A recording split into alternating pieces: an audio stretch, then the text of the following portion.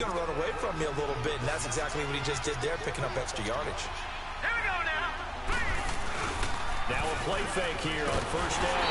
Rush coming, and he's taken down. Aaron Lynch in from his linebacker spot. He's able to drop him for a loss of about 10. Man, he got in there so quickly, Charles. What could the offense have done to adjust and account for that? But what you're hoping is that you figure out and you see and get a clue that maybe there's going to be some pressure coming at you, and you change the blocking schemes. Maybe you go to max protection. The biggest one is maybe you bring your running back in to try and keep you clean. But in that case, that didn't happen. Zero accountability, and a sack resulted. On the right side, taken in by Wallace. And he'll go down here at the 35-yard line.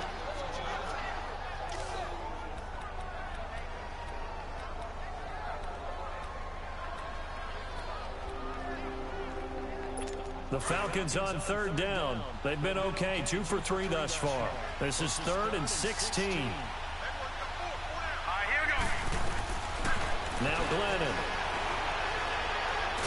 And a big loss here as he's taken down.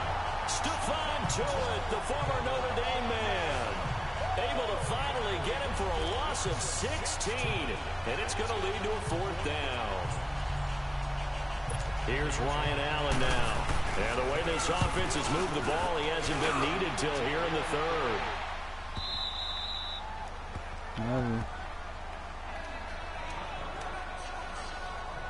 And Tampa Bay trots out there now. And with 3 interceptions thrown already, we'll see. Do they rely more on the ground game here? They may have to change things offensively to try and settle things down, not just for the guy throwing the ball, but for the rest of the offensive unit, because their confidence has to be shaken a little bit. And you just wonder, is the backup going to start to warm up a little bit over on the sideline? That one good for 10 yards. And that'll bring up a second and just about a few inches here. Now, that was an excellent run. And when you see that happen, that's when you're seeing guys doing their job and then some people doing a little bit more. Offensive linemen and tight ends, they're expected to block. But the wide receivers, all they want to do is catch passes. So when they block on a big-time running play and create extra space, you've kind of hit the jackpot there. Well, if you do read man coverage, Brandon, the drag route's a pretty good one to run against it because you're running away from people on it. Now Newton. Forced out to his left. And he'll be brought down just shy of midfield at the 49-yard line. He'll get 5 out of the scramble. It's 2nd down. He certainly had plenty of success running the ball, and right now I'm getting the sense that he's looking to take off and run every time he steps back to throw it. But they did a nice job there collapsing on him and holding him to a short gain. Buying time to his left. Finding room inside the 40. And finally brought down at the 38. Good coverage downfield led to him taking off, picking up the 1st down on a 13-yard run. Looks to me, partner, like he's learned a little bit because earlier in the game, I think he was trying to force a lot of throws into some windows that just weren't open. Yeah, the interceptions had plagued him, especially a second interception, really a bad throw.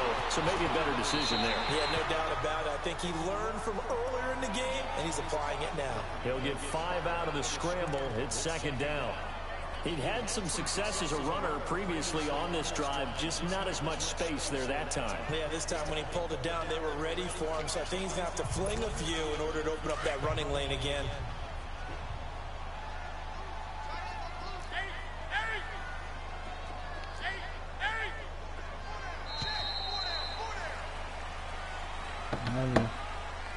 And that is going to do it for this 3rd quarter of action. We'll return with more after this break. You're watching the NFL on EA Sports. Back now in Tampa. It's Buccaneer football, but they've got work to do. They find themselves behind here to start the 4th quarter. They'll try the air now with Newton. Slant route caught by Edelman. 5th catch of the afternoon, and that gives him a 1st down.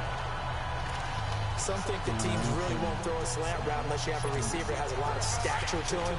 But sometimes the little guys, they get lost in there. People can't really locate them, and they run that quick cut on the slant, and oftentimes they can turn it into big plays. They'll run it now out of the gun. And a good run as he manages 7 yards down to the 17. Well, no matter how they phrase it, staying on schedule, staying ahead of the sticks, whatever you want to call it, 7 yards on first down. That fits the bill. On second down, here's Newton. To the right side, and he's got Edelman. 60 catches for him now on the year. This last one, a first down.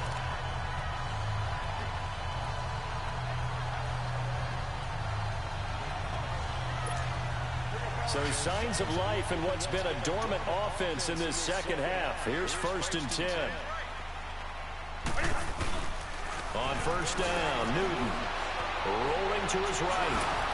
Coleman has it here right side. No gain on the play there. It'll be 2nd down.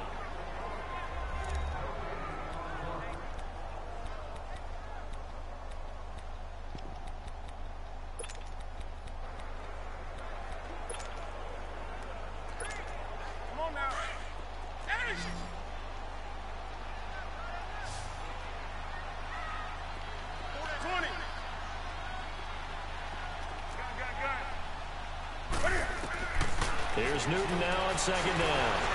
Steps away to his left. He turned that into a nice gain. Gets him 8 yards closer for 3rd down. Okay, he's not going to get the first down, but this is still a nice job of buying some time and then running to get to the sideline and get out of bounds and avoid the big hit. 3rd and 2. Newton. Flush to his right. And he'll just chuck this one up into row G. It's incomplete. Perhaps they overthought this one a little bit. They've been running it real well on this drive, and it was 3rd and short, okay? They decided to throw the football incomplete. Yeah, they might have thought just a little bit too hard about that play selection. And Gano's kick is right through. And this is back down to a 7-point game. All right, so they needed 2 scores to get back in the game. The field goal there, maybe not exactly what they wanted, but the necessary first step. There's still time remaining, and there's enough time to get it done. They've got to get it the least a 3 and out here to get the ball back, preferably a takeaway. Falcons offense making their way onto the field. Let's take a look at the playoff picture coming into the weekend in the NFC. They're holding on right now to that slim advantage in a 1-score game, and you hear a lot about 2-minute offense and 4-minute offense. Obviously, the 4-minute offense applies here. How do they run that effectively? Yeah, really what the 4-minute offense is just trying to grind the clock. So you want consistent gains, steady gains. Doesn't have to be big plays, but it has to be plays that gets first downs and keeps the ball away from your opponent. But certainly throwing the ball is in the mix here. It certainly is. Just make sure that you're careful with it. And again, get those first downs, keep possession of the football. Now flags will come in. I think this one's going to be on the defense for jumping. Neutral zone infraction, defense.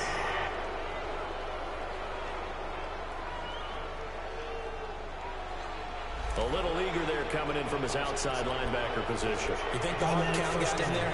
Maybe that extra, that extra emphasis on it. Got him to jump, and they picked up 5 yards. So the face mask, quite a blessing there as they'll start out of harm's way with a 1st and 10. Glennon got his man there. It's Wallace complete. He'll be stopped shy of the 45 despite a great move. That throw good for 4. It's 2nd down. 4 yards on that last completion, so that sets up 2nd and 6. All right, here we go.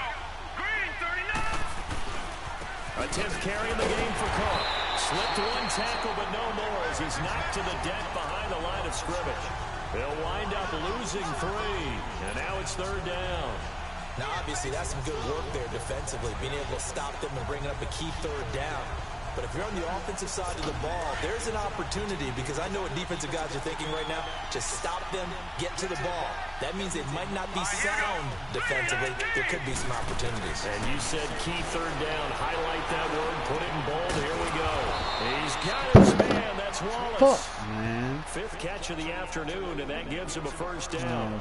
He's been the go-to guy. They needed a big play there on 3rd down. Went his way. It worked out. Doesn't matter whether they've scouted it or that they think he's going to get the ball. He has a knack for finding his way open and completing the connection. Here we go. Handoff comes to Cook. And past the 35, he'll be dropped a yard or 2 shy of the 30. 11 more yards that go around, a first down as well. I guess he was saving his best for last, so to speak. Longest run of the day coming here in the fourth quarter right there. And that type of run makes for a better night for him and his teammates, doesn't it? To be able to produce this late in the game can lead to some big smiles and satisfaction in the locker room after this one's over. On first down, he'll drop to throw. And he will find Davis. That's complete. And he's able to get it down to the 25-yard line. A gain of 6 there on first. Another nice pickup through the air, and I think a lot of people might expect him to run the ball in this situation, Brandon, but with this lead, they're electing to throw the football. Swings, slants, quick outs, things that they consider safe. Time for a break. Oh. We'll come back for the electrifying conclusion after this.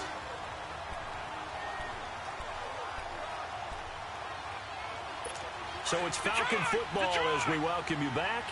They've got a second down now as they search for a way to get this one to the finish line. Cook. And a short gain here down to the 22. So fresh out of the 2-minute warning, and here's another timeout taken with 1:55 remaining. Now this is a big third down, and you'd have to think we'd see a timeout right away if they can't stop him here.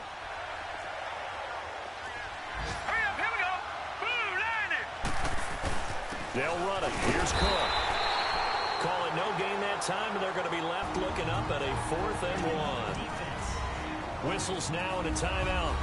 So defensively, they burn it here with 1:51 left. So on 4th down, out trots the kicker in a big spot here. This to make it a 2-score game.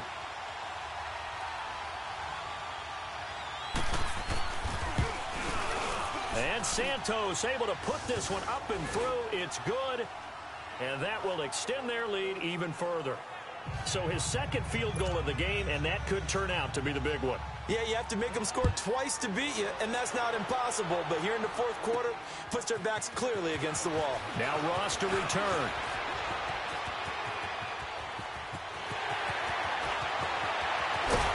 And it'll be an excellent return as he's all the way down inside the 25-yard line.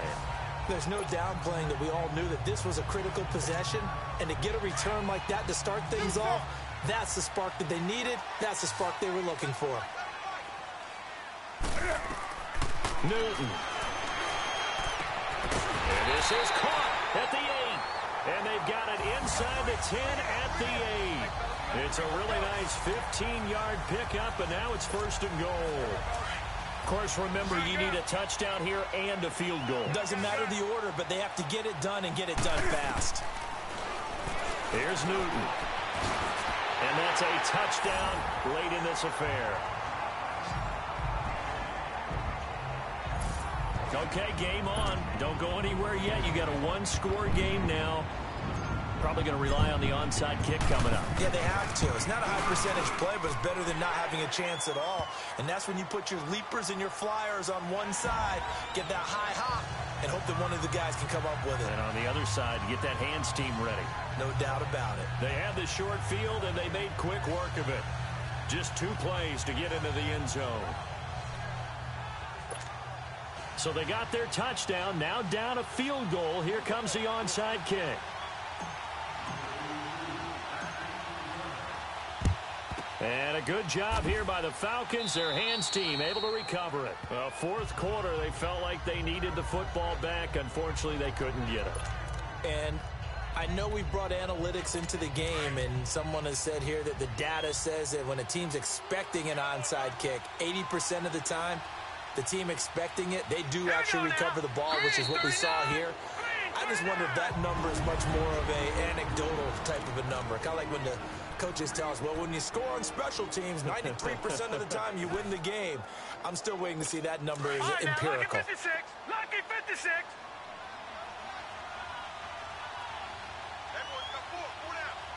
Hurry up, here we go.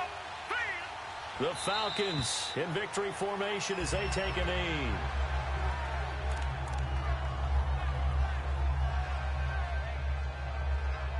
So here we go, Charles, 3rd down. Any chance you're throwing? I don't think so. I think you got to keep the clock rolling here.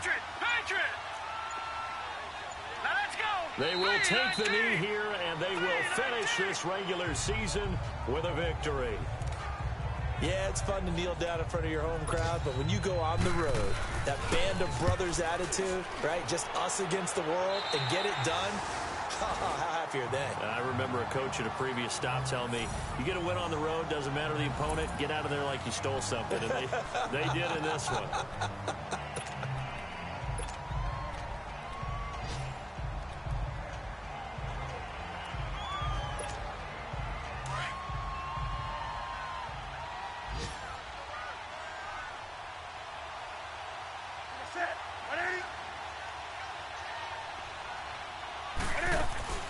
One last throw here for Newton. Now a desperation throw deep down. That's caught inside the 20. Oh, he's in! Are you kidding me? How do you give that up? One of the most improbable ways to finish a game, and they do win it on the final play. This one is going to sting for a while. I mean, how do you let that happen defensively? One stop. One stop. I know that it's easy to say that from the booth, but it is. How do you let that happen, partner? That's one of those where sometimes you get overzealous on defense, get out of your lanes, don't take care of your assignments. But let's just go ahead and focus on the offensive guy. Look what they got done. Yeah. They needed to make one play themselves, and they did it. Yeah, that's the reverse side. It was a heck of a play and a heck of an ending to this script.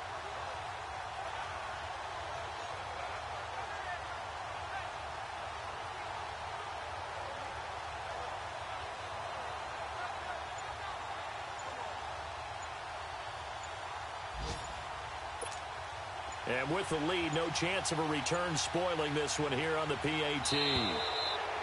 And the play clock is going to run out here. They're in no hurry to get a play off. Delay of game, offense. So that'll back them up 5. And with the lead, no chance of a return spoiling this one here on the PAT. The extra point is good, and on the final play of the game, they walk away with a victory. They win game number 9, which was their target number in the final game of the year. And for some teams, that's the best thing that they can do. Achieve their goals. Everyone always talks about getting to the playoffs, winning more games than that. I understand that. But for some teams, getting things going in the right direction to hit their goal, I think that's fantastic. Something to build on. So that'll do it for us. For my partner, Charles Davis, and all the hard-working men and women on our crew, I'm Brandon Gaudin.